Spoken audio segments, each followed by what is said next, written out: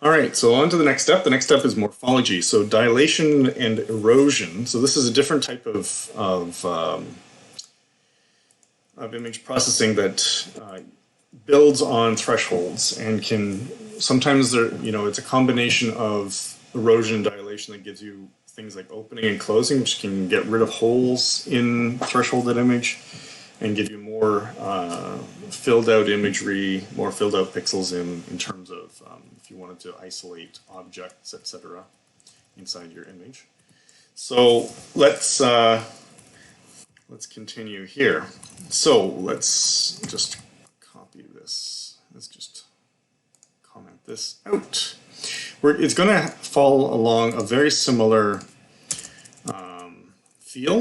Okay, so we're just going to keep this here so we can have the same idea. We're going to have a function that's a callback because we're going to put in another window for both erosion and dilation. Okay, so we're going to have a function erosion. We'll have to define very similar to the process threshold. And we're going to have some sliders. Okay, so let's do create track bar. Okay, and this will be, there's a couple of different pieces. So if we take a look at what erosion requires, okay, erosion requires, this is the erode function inside OpenCV, and very similar, it's just here, right? So we have blurring, box filtering, we have dilation and erosion. These are the two we're doing right now. Erode basically says, erodes an image by using a specific structuring element, right? So given what's called a structuring element, it will erode the image by that amount. So it will like cut away from image, from every pixel essentially by this amount in that image, and we'll see what that actually accomplishes in a minute. But these are the things that that we need to do. So there are different types of structuring elements, and we can see that the kernel that's specified here, this is going to be our input structuring element. And so if we take a look at what a structuring element is, we can ask it to give us one. It's just a small image. It's just a tiny image, but basically there are different types of structuring elements, okay, and different shapes. And so if we take a look at the shape that we can pass to it, there's a rectangle, a cross, and an ellipse. And so basically saying at every pixel, let's erode along a rectangle would be this one. If we want to erode in a cross fashion, it'll be morph cross. If we wanted to do an ellipse, then we would use this one in particular. So we have to specify which one of these we're going to use, and then we should have a type that allows us to change that, right? So we should be able to have a slider just like we did for our threshold type, right? So let's do that here. So let's do the structuring element, right? Name of the window.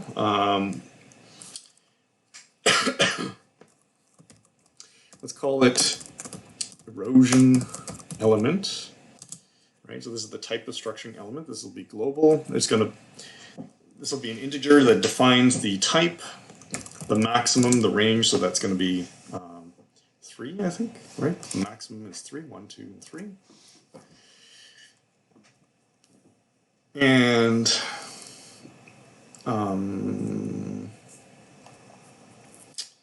yeah, and then that's it. We just basically call the function, right?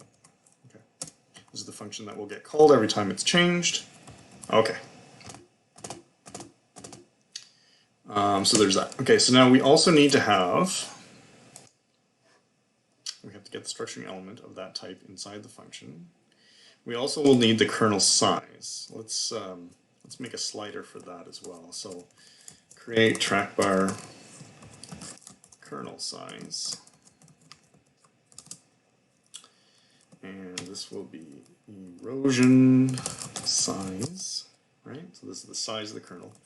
We'll say what's the max kernel size. We'll put a maximum value on that, and once again, if that changes, we call the erosion function. Okay, and that's it. So now I need to define these three things up above, right? Okay, so I need to go globally. We need to have, let's do erosion here. Okay, so we need to have a function called erosion, just like we had with process threshold. Void erosion. It should have int void star. We don't need to have the values. Okay, so this is the thing that's going to call our erode function. Okay, so we call erode and we pass it our data. Okay, so we go erode. Okay, so we are going to pass erode. What are we going to do here? Erode with our source image, erosion destination. We have to define these, get our structuring element, we have to define that. And yep, and then we can show it, right? Erosion, and this will be erosion destination. It's the image we want to show.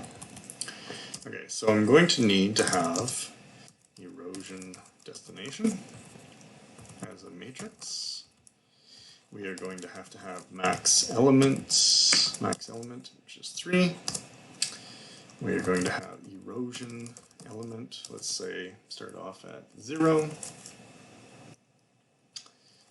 We're going to have erosion size. The size of the kernel, oh, actually I think I have to define somewhere as well. Okay, so let's just check, did I put it down here? Yes, down here, erosion size, max kernel size is also needed. Max kernel size should be odd.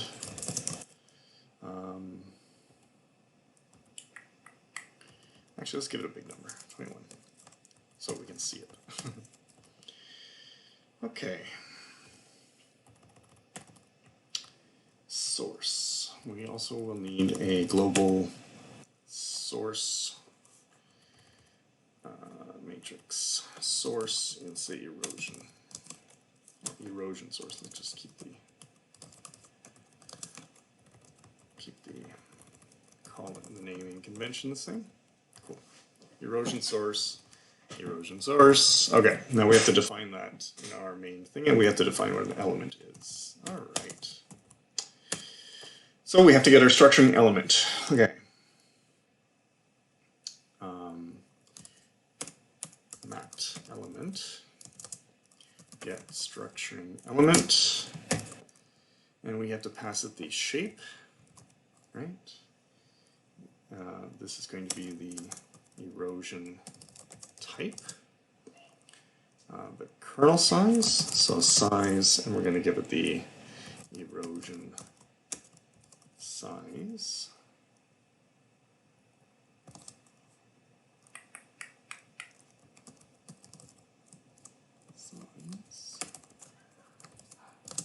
Okay.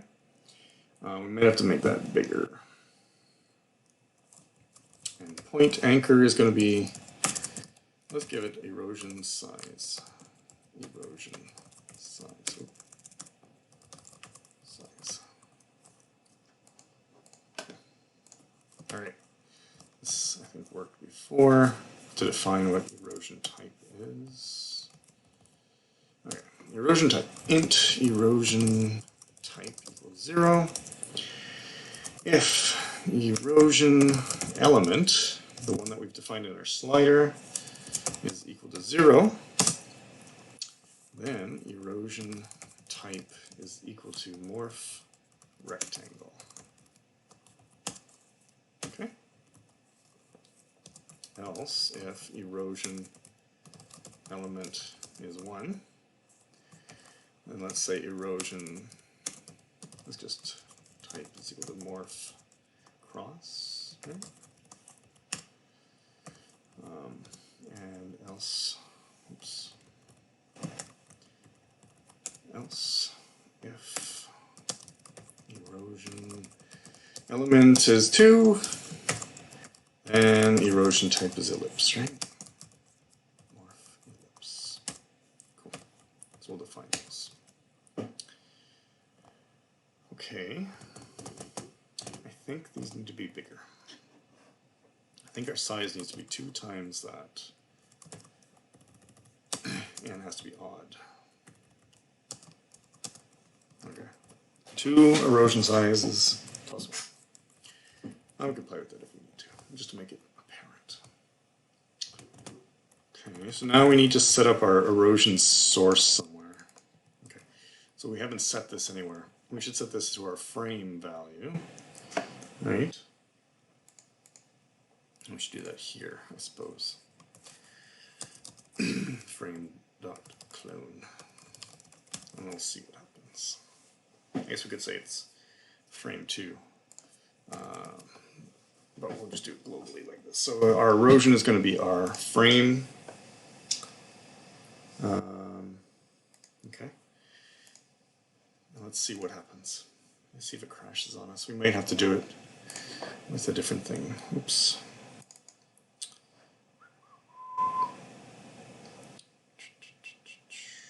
Didn't like something here. What doesn't it like here? Oh, the name of the window. Erosion. Erosion. Okay.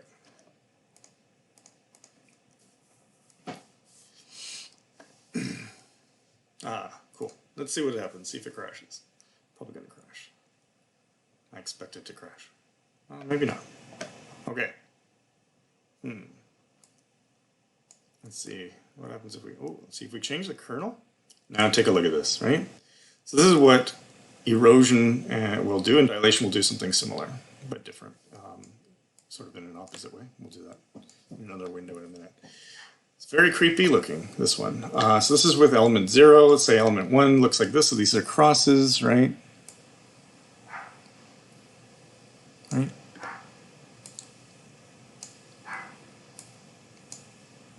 And those are ellipses. Ellipses are very slow, frame rate wise. Rectangles are very good. Nice. So that's cool. So you've probably seen some Instagram filters that do certain things like this, plus blurring, and you can think of like you blur the image, then you do this, or you threshold it and do this. So we could actually do this on a thresholded image. Why don't we do it on our thresholded image? So let's bring back our threshold. Right? Let's bring back our threshold, source gray, and then instead of frame, let's do it with source gray. So this should work on our grayscale image now, on our thresholded image. Is it going to work on threshold or grayscale image? We'll see. So if we have it's going to work on a grayscale image. So let's see, our grayscale image will work like that, right? If we wanted to do it on our thresholded image, we would have to do it on our thresholded image, which is also global, called destination gray, right? So we could do that instead of here. We say, well, we've done some thresholding. We should use our destination, our result from our threshold, and see what happens. Works. Okay, so let's bring this down to here. So we have something like this. Bring our thresholds downwards. Okay, cool. So now if I do our erosion, notice how it gets rid of noise in some ways, right? So like all these pixels up here, erosion gets rid of. And so it's a nice way to clean up some imagery in a nice way. Notice that it has closed some of the holes, right? Inside some of these holes, it's gotten rid of pieces because we're eroding the image. We can also dilate and so go outwards as well, and we'll do that next. And this will be very similar. because dilation is almost identical to erosion. So much so that I can just copy paste this and change some values. So let's do dilation up above. Let's just copy all of this stuff here.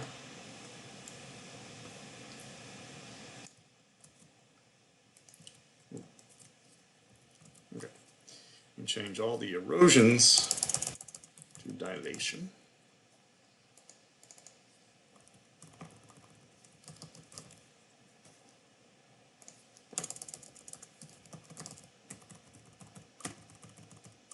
Dilation. Erosion will be dilation. This will keep the same. No. Let's change it. Dilation type. Dilation element. Dilation element. This is just naming. To be clear, I guess I could do a find replace, but this is just about as fast because I'm a decent typer. I'm sure you're faster. Okay. These should be dilation size.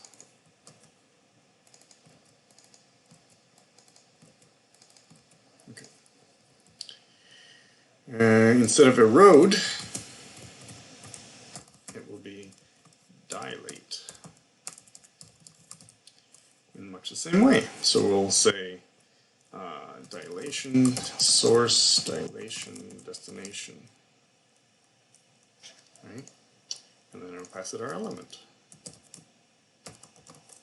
Cool. Oops. Okay. So far so good. This will be a window called dilation. This will be our dilation destination. Cool. So that's the function, and now we have to set up our window in much the same way. We will copy our code for erosion and just change everything to dilation.